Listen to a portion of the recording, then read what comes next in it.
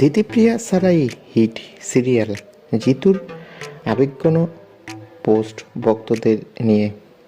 বিস্তারিত জানতে ভিডিওটি দেখুন আর আমাদের চ্যানেলে নতুন হলে সাবস্ক্রাইব করে পাশে থাকা বেল আইকনটি বাজিয়ে রাখুন।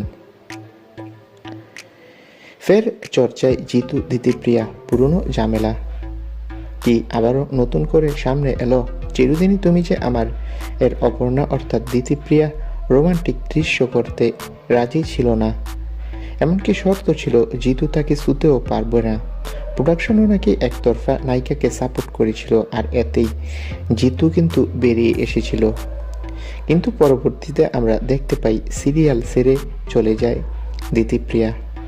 আর সেই সময় জিতু পোস্ট দিয়েছিল, আমি নাকি খারাপ মানুষ, মহিলা অভিনেতাদের সঙ্গে কাজের যোগ্য নই, এগুলো সব প্রোডাকশনের মাধ্যমে শুনেছি। শেষে ভেঙে পড়া স্বীকারোক্তি, আমার কি কোনো আত্মসম্মান নেই?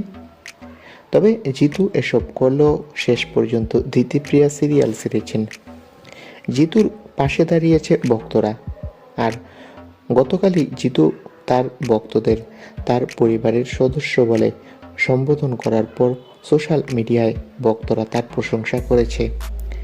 অন্যদিকে সিরিয়ালও এখন বেশ জমজমাট। তো বন্ধুরা, এই বিষয়গুলি নিয়ে তোমাদের মতামত কি কমেন্ট করে জানাও। ধন্যবাদ।